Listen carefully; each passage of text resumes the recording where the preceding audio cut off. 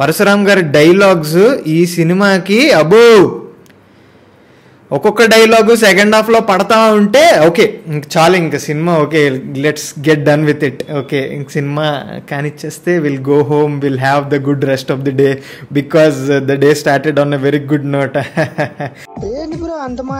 Hello guys, welcome back to the channel, welcome back to Chari not sorry. Vijay Devarakonda, Mrunal Thakur act చేసిన the man Parasuram Petla రచించి direct చేసిన family star అనే movie చూడడం జరిగిందనమాట.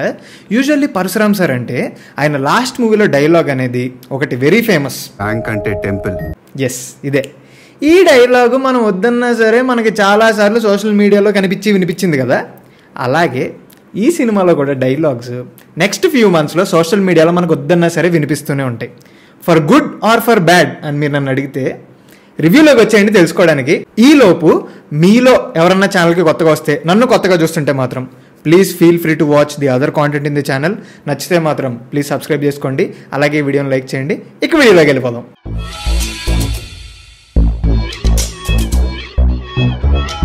ఈ సినిమా నేను ప్రసాద్ PCXలో 8 AM షో చూశాను. మీకు తెలుసు it's a big screen, but it was a full house. Geetha Govindam తర్వాత పరశురామ్ సార్ అండ్ విజయ్ దేవరకొండ మళ్ళీ కలిసి ఒక కాంబినేషన్లో సినిమా చేస్తున్నారు. అండ్ ఈసారి వీళ్ళకి దిల్ రాజు గారు తోడయ్యారు అనగానే okay, minimum guarantee entertainment cinema అయితే వీళ్ళు దింపబోతున్నారు. అండ్ ఆల్సో మళ్ళీ గోపి సుందర్ గారే కాబట్టి పక్క సాంగ్స్ కూడా బాగుంటాయి అని ఇనిషియల్ ఇంప్రెషన్ వచ్చిందనమాట నాకు. ఆ తర్వాత ఫస్ట్ గ్లిమ్స్ రావడం, ఐరన్ ఏమంచాలా ఏంటి అనేది ఫేమస్ అవ్వడం, ఆ తర్వాత పాటలు రిలీజ్ అయినాయి. పాటలు అంటే నాకు పర్సనల్లీ గీతా గోవిందంలో పాటలు ఎక్కినంత ఎక్కలేదు, బట్ అలా అని బ్యాడ్గా కూడా ఏం లేవు, ఓకే ఓకే ఉండే. అండ్ ఆల్సో ప్రమోషనల్ కాంటెంట్ కూడా అలాగే అనిపించింది. ఓకే ఉంది ఏదో సినిమాలో, బట్ ఇంక థియేటర్లోకి వెళ్ళిన తర్వాతే చూడాలి అన్నట్టు అనిపించింది. వీటన్నిటితో పాటు దిల్ రాజు గారు ఈ సినిమాని పర్సనల్గా భుజాల మీద వేసుకుని తెగ ప్రమోట్ చేశారు. దిల్ రాజు గారు ఎంత ఎఫర్ట్ పెట్టి ప్రమోట్ చేస్తున్నారంటే ఏదో ఉంది సినిమాలో అని నాకు పర్సనల్గా అనిపించి okay minimum guarantee entertainment provide చేయండి, ఐల్ బీ హ్యాపీ అనుకుని వెళ్ళి థియేటర్లో కూర్చున్నా అనమాట. బట్ భయ్యా ఆనెస్ట్లీ చెప్తున్నా, దెబ్బేస్తారు భయ్యా. దెబ్బ అంటే మళ్ళీ చిన్న చిన్న దెబ్బ కూడా కాదు, పెద్ద దెబ్బే పడింది. అంటే బేసికల్లీ ఇప్పుడు ఎవరైనా సరే పొద్దున్న లేచి, జాబులు ఉన్నా సరే పొద్దున్న లేచి హైదరాబాద్ ట్రాఫిక్లో కొంచెం దూరం ట్రావెల్ చేసి మనం టికెట్ కొనుక్కుని సినిమా చూస్తున్నామంటే the least that we want expect is ఈ సినిమా నాకు బోర్ కొట్టకూడదు, ఏదేమైనా సరే బోర్ కొట్టకూడదు, సినిమా ఎంటర్టైన్ చేయాలి అనుకుంటాం కదా. కానీ ఆనెస్ట్లీ చెప్తున్నా, నాకైతే పిచ్చ బోర్ కొట్టింది సినిమా. ఎందుకు అలా అనిపించిందంటే, ఇప్పుడు నువ్వు ఫ్యామిలీ స్టార్ అనే పేరు పెట్టుకుని ఒక సినిమా తీస్తున్నావు అంటే అఫ్కోర్స్ అందులో క్యారెక్టర్ ఉంటుంది. ఇందులో గోవర్ధన్ అనే ఒక క్యారెక్టర్ ఉంది.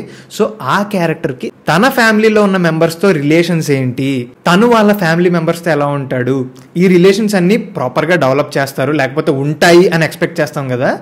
ఈ సినిమాలో ఉన్నాయి, కానీ నాకెందుకో ఆనెస్ట్లీ చాలా ఆర్టిఫిషియల్గా అనిపించినాయి. ఈ సినిమాలో మనోడికి 2 వదినలు ఉంటారు, 2 అన్నలు ఉంటారు, ఒక బామ్మ ఉంటారు, ఇంతమంది ఉంటారు కదా. కానీ ఎవరితోని ఆ రిలేషన్షిప్ అనేది మనకి కోహరెంట్గా అనిపించదు.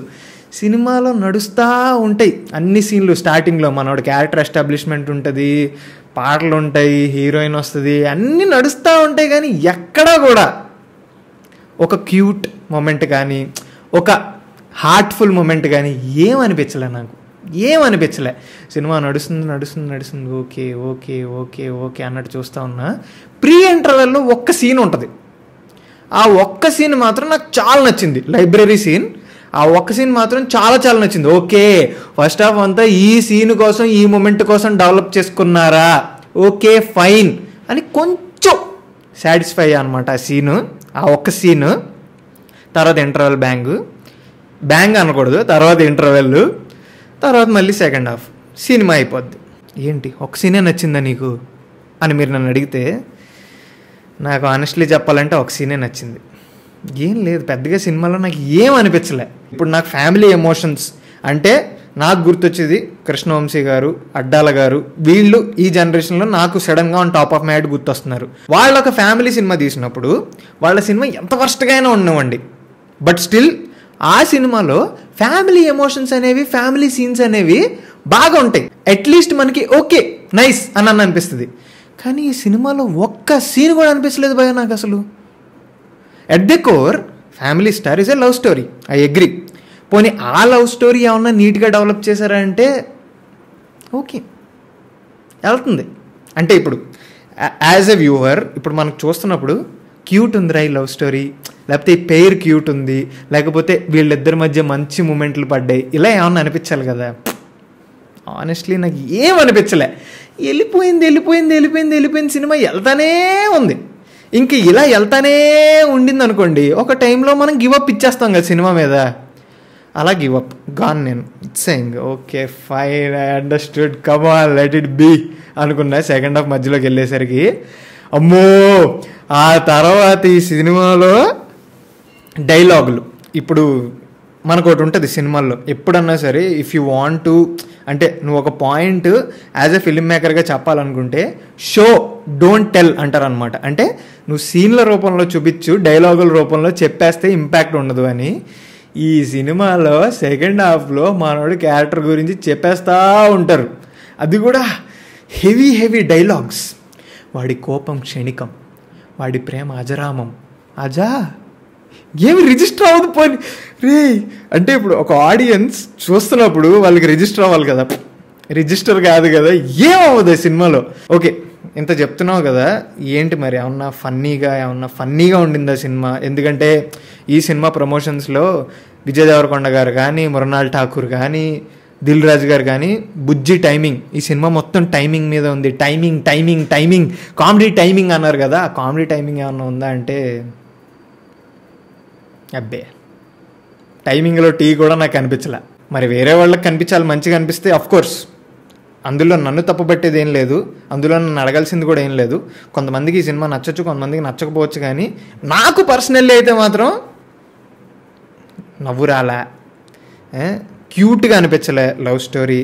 ఫ్యామిలీ ఎమోషన్స్లో మూవ్ అయ్యి నేను అట్లీస్ట్ కనెక్ట్ అయ్యి, ఓకే ఫ్యామిలీ స్టోరీ, అది కూడా మిడిల్ క్లాస్ అంటున్నారు, మనలో చాలామంది మిడిల్ క్లాసే, నేను మిడిల్ క్లాసే. సో ఆ మిడిల్ క్లాస్ ఎమోషన్స్ ఏమన్నా, ఎమోషన్స్ లేవే, ఎమోషన్స్ కనబడలేదే, అదే బాధ. అంటే ఇప్పుడు విజయ్ దేవరకొండ లాంటి ఒక కాంటెంపరీ హీరో ఒక ఫ్యామిలీ స్టోరీ చేస్తున్నాడు, ఫ్యామిలీస్ అందరికీ కనెక్ట్ అయ్యే సినిమా ఎంచుకున్నాడు అంటే ఎక్స్పెక్ట్ చేస్తాం కదా, ఓకే ఫ్యామిలీ సీన్స్ ఉంటాయి, దాంతో మనం కనెక్ట్ అవుతాము, ఓకే నైస్ రా, క్యూట్ అనిపించే సీన్లు ఏమైనా ఉంటాయని చాలా వెయిట్ చేశా. అంటే ఏమన్నా ఒక సీన్ మూవ్ చేస్తుంది నన్ను, ఒక మూమెంట్లో నేను ఎంజాయ్ చేస్తా అని. అబ్బో. మ్యూజిక్ ఓకే, ఇంక మనం మాట్లాడుకోవాలి కదా, ముందుకు వెళ్ళాలి కదా. మ్యూజిక్ గోపి సుందర్ వెరీ వయా మీడియాగా అనిపించింది నాకు మ్యూజిక్ మాత్రం. ఎందుకంటే I expected in the range of Geetha Govindam music top class. Geetha Govindam hit అవ్వడానికి సగం క్రెడిట్ నేను మ్యూజిక్కే ఇస్తా.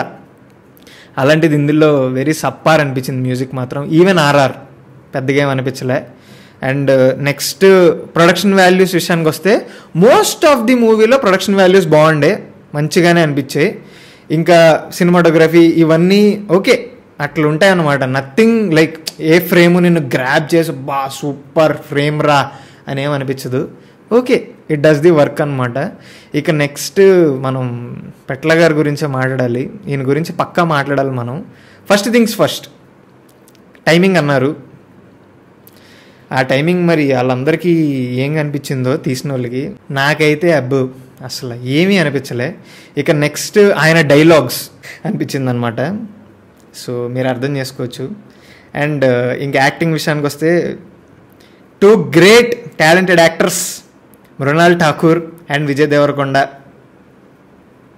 వేస్టెడ్, ఇలా ఒక స్టాంప్ పడిద్ది కదా జీటీఏలో, వేస్టెడ్ ప్రో మ్యాక్స్. ఎందుకు ఈ సినిమాలు చూస్ చేసుకుంటున్నారు ఏంటో, ఏమన్నా సబ్స్టెన్స్ ఉన్న సినిమాలు. మృణాల్ గారు అన్నారు నాకు సినిమాలో సబ్స్టెన్స్ ఉంటే నేను చేస్తానని. ఈ రోల్లో ఆవిడకి ఏం సబ్స్టెన్స్ కనిపించిందో ఏంటో నాకేం అర్థం కాలే.